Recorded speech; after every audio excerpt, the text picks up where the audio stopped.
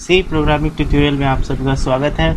मैं हूं दिवाकर और ये है मेरा दूसरा ट्यूटोरियल जिसमें हम लोग देखेंगे कि हम लोग हमारा पहला प्रोग्राम कैसे रन करेगा और कैसे हम लोग अपना पहला प्रोग्राम बनाएंगे। इस ट्यूटोरियल में आज मैं आप सबको बहुत सारी चीज़ें बताने वाला हूं, इसलिए इस ट्यूटोरियल को ज़रूर ध्यान से देखें। सबसे पहले मैं एक प्रोग्राम मैंने पहले से बना के रखा है, जो यही प्रोग्राम हम लोग बनाने वाले हैं, इसको मैं आपको रन करके दिखाता हूँ। तो हम लोग ये एक सिंपल सा प्रोग्राम बनाएंगे जिसमें होगा ये कि अमाउंट कैलकुलेट करेगा ये प्रोग्राम। तो जैसे मैंने पहले डाला, अगर मुझे अमाउंट प्रिंसिपल मेरा है 5000 या फिर 50,000 डाल देते हैं, या फिर 5000 रहने देते हैं। फिर एक स्पेस डालेंगे, फिर रेट डाल देते हैं। अगर ये 10 रुपये का रेट है और 12 साल के लिए, तो ये हमारा 6,666 कुछ ऐसे कैलकुलेट करके देता है, जो कि इसका अमाउंट है। तो चलिए देखते हैं ये प्रोग्राम कैसे बनता है और ये ऐसे रन करेगा। तो सबसे पहले हम लोग इसको क्या करते हैं, सब कुछ डिलीट कर देते हैं। तो हम लोग पहले स्टार्ट करने से पहले सबसे पहले हमारे लिए जानना बहुत ज़रूरी है कि हम लोग इनपुट और आउटपुट का जो भी फंक्शनैलिटी है वो सी के अंदर इंक्लूडेड नहीं है। मतलब जिसने सी बनाया उसने इनपुट आउटपुट को फंक्शनैलिटी के लिए कुछ भी ऐसा कुछ कोडिंग नहीं किया। तो इनपुट आउटपुट के लिए क्या करें, इनपुट आउटपुट तो बहुत ज़्यादा ज़रूरी है, क्योंकि इनपुट आउटपुट के बिना तो हमारा कोई काम नहीं होगा। तो इसके लिए ये जो देव सी प्लस प्लस है उसने अपना एक स्टैंडर्ड लाइब्रेरी फंक्शन बना रखा है जिससे हम इनपुट आउटपुट कर सकते हैं। तो उस फंक्शनैलिटी को इंपोर्ट करने के लिए हमें हेडर फाइल का यूज़ करना पड़ता है। हेडर फाइल हमारे सी में बहुत यूज़ आते हैं। तो हेडर फाइल इंक्लूड करने के लिए हम लिखेंगे इंक्लूड, फिर stdio.h। ये हमारा stdio standard output input output header file, ये हमारा सबसे मेन का है या फिर मास्टर हेडर फाइल होता है सी प्रोग्रामिंग का। उसके बाद हम लोग चाहें तो एक और ले सकते हैं, लेकिन वो मैं बाद में आपको बताऊंगा। उसके बाद हमारा सबसे पहला जो फंक्शन होता है वो होता है मेन फंक्शन। मतलब इसको आपको कॉल करने का ज़रूरत नहीं पड़ता, ये जैसे ही प्रोग्राम चालू होगा ये अपने आप कॉल हो जाता है, अपने आप ट्रिगर हो जाता है। तो पहले हम लोग लिखेंगे इंट, फिर मेन। यहाँ पर इंट का क्या मतलब है, जैसे जैसे आप ट्यूटोरियल देखेंगे आपको समझ में आ जाएगा। वैसे अभी आपको इंट का मतलब जानने की कोई ज़रूरत नहीं है, जैसे जैसे ट्यूटोरियल बढ़ेगा मैं आपको बता दूँगा। तो चलिए, और ये रहा इसका syntax, double braces on end of, फिर पैरेंथेसिस के अंदर हम लिखेंगे, पहले लिखेंगे रिटर्न 0। इसका मतलब हुआ कि जब प्रोग्राम ख़त्म हो जाए तो टर्मिनेट हो जाएगा। मतलब रिटर्न 0 का मतलब हो गया कि आप जहाँ से आए थे वहाँ चले जाओ वापस। मतलब स्टार्ट हुए थे एंड से, जहाँ पर स्टार्ट हुए थे फिर अब एंड हो जाओ, इसका मतलब ये है। तो हम लोग ये जनरली लिख के रखते हैं ताकि हमारा सिंटैक्स एरर ना आए। इसके बाद हम लोग देखेंगे क्या हमें करना है। तो हमने सबसे पहले एक यूज़र फ्रेंडली बनाने के लिए हम लोग लिखते हैं printf, फिर बैकस्लैश टी एक एस्केप सीक्वेंस है। इसका मतलब है ये आप कीबोर्ड से इसे एंटर नहीं कर सकते, ये एक एस्केप सीक्वेंस है जो दिखता नहीं है कीबोर्ड पे एक्चुअली, लेकिन वो होता है क्योंकि ये इसका मतलब है एक डिस्टेंस के बाद ये प्रिंट करेगा। जो भी इसके बाद हम लिखेंगे एक डिस्टेंस के बाद प्रिंट करेगा। जैसे मैंने आपको पहले ही बताया कि प्रिंट करने के लिए या फिर आउटपुट के लिए, इनपुट के लिए जो भी ये फंक्शन है जैसे printf, ये stdio के अंदर डिफाइन रहता है, इसीलिए हमें stdio को इंपोर्ट करना बहुत ही ज़रूरी है। इसके बाद हम लोग लिखेंगे, एंटर तो नहीं पहले लिखेंगे द सिंपल प्रोग्राम या फिर सिंपल इंटरेस्ट प्रोग्राम,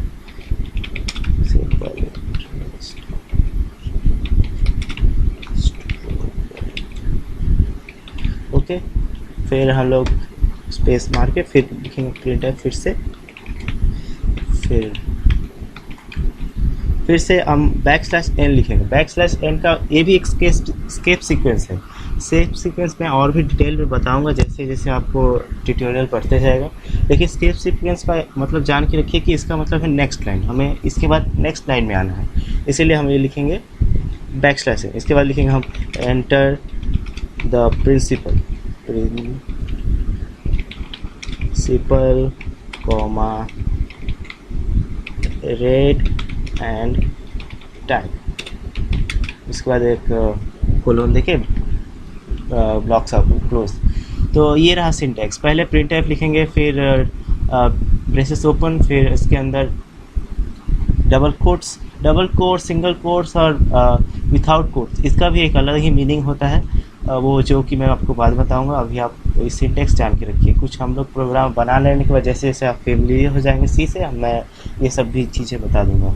और सी बहुत ही केस सेंसिटिव लैंग्वेज है। इसका मतलब है कि अगर आप ए ऐसे लिखेंगे तो कंपाइलर इसका अलग ही मीनिंग निकालेगा, और अगर आप ए ऐसे लिखेंगे तब कंपाइलर इसका अलग ही मीनिंग निकालता है। इसका मतलब ये बहुत ही ज़्यादा केस सेंसिटिव लैंग्वेज है। और ईच लाइन के बाद यहाँ पर सेमीकोलन देना बहुत ही ज़रूरी है, क्योंकि ये टर्मिनेट करता है लाइन को। इस लाइन को टर्मिनेट कर दिया, इस लाइन को टर्मिनेट किया, इस तरह से चलता है। उसके बाद हम लोगों ने एंटर प्रिंट रेट और टाइम कर लिया। अब हम इसको इनपुट कैसे लेंगे? इनपुट लेने के लिए हम लिखते हैं स्कैनएफ। स्कैनएफ भी एक standard input output library function है, जिससे हम लोग इनपुट लेंगे। उसके बाद हम लिखेंगे D stands for integer value. फिर से लिखते हैं डी, हमारे पास तीन तो वैल्यू लेना है, इसलिए हम 3 लिखेंगे, और फिर से डी।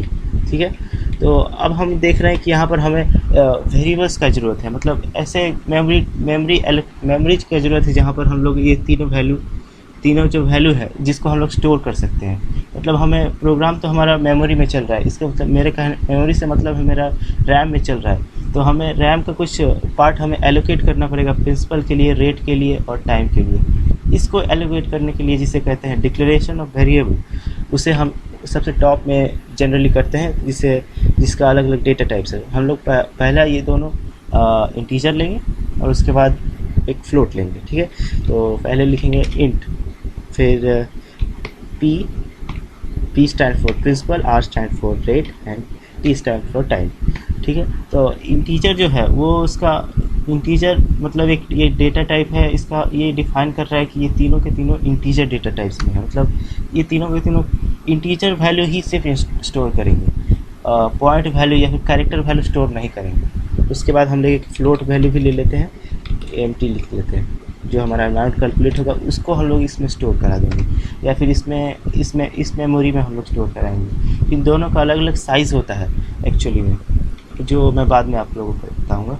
तो हमने यहाँ पर एक डी स्टैंड्स फॉर, मैंने पहले बताया इंटीजर, हम लोग को 3 इंटीजर लेना है तो 3 डाल दिया मैंने। अब हम लोग इसको मेमोरी को मतलब इसको पॉइंट कर देते हैं। तो पॉइंट करने के लिए लिखेंगे एम्परसेंट, फिर जो है हमारा p, फिर कॉमा, फिर से एम्परसेंट r, फिर कॉमा, फिर एम्परसेंट t। ठीक है, फिर टर्मिनेटिंग जो स्टेटमेंट होता है वो डालेंगे, फिर हमारा इनपुट हो गया। तो हमने प्रिंट किया, पहले आउटपुट किया एक, फिर इनपुट भी कर लिया। अब हम लोग को क्या करना है, हम लोगों को अमाउंट कैलकुलेट करना है। तो अमाउंट कैलकुलेट करने के लिए क्या करेंगे, हम लोग लिखेंगे अमाउंट इक्वल टू, मतलब अमाउंट में हम लोग ये जो भी कैलकुलेट होगा उसको स्टोर करने वाले हैं। तो हम लोग पहले ब्रेसेस खोलेंगे, p to r into t divided by 100, जो कि जनरली अमाउंट का फॉर्मूला होता है। ऐसे लिखेंगे, उसके बाद हम लोग नीचे आ जाएगा, जो भी इसमें वैल्यू आएगा वो कैलकुलेट होकर इसमें स्टोर हो जाएगा। फिर हम लोग नीचे आएंगे, फिर लिखेंगे printf, फिर हम लोग लिखेंगे द अमाउंट इज, उसके बाद हम लोग किस डेटा टाइप में है हमारा सम है, जो भी अमाउंट है वो किस डेटा टाइप में यहाँ पर प्रिंट होगा वो दिखाएंगे। यहाँ पर जैसे मेरा फ्लोट में है तो मैं यहाँ पर फ्लोट लिख रहा हूँ। फिर हम लोग इधर जाएंगे, फिर कॉमा डाल के जो हमारा AMT है जिसमें हमने स्टोर करा रखा है उसको हम लोग यहाँ पर लिख देंगे। इसका मतलब उसका इसमें जो भी वैल्यू स्टोर रहेगा वो यहाँ पर प्रिंट होगा, ना कि जो लेटर AMT है वो प्रिंट होगा। इसमें जो वैल्यू स्टोर हुआ है, इस दोनों का जो कैलकुलेट करके स्टोर हुआ है वो इसमें जाके स्टोर होगा। तो चलिए इसको सेव करते हैं और देखते हैं कुछ एरर है कि नहीं। एरर हुआ तो और अच्छा है, क्योंकि मैं बता पाऊँगा आपको कैसे। बाई चांस नो एरर तो हम लोग देखते हैं क्या वैल्यू डालें। 10,000 डालता हूँ मैं, 10,000, फिर स्पेस मार के रेट रहेगा 5% से और टाइम रहेगा 12। फिर हम लोग एंटर मारेंगे तो ये दिखा दिया जो भी अमाउंट आएगा। तो इस तरह से हम लोग पहला सिंपल प्रोग्राम बनाने में सक्सेसफुल रहे हैं। तो इसी के साथ मेरा ट्यूटोरियल ख़त्म होता है। उम्मीद करता हूँ आपको अच्छा लगे। अगर कुछ भी डाउट हो तो ज़रूर पोस्ट करें। ठीक है, थैंक यू।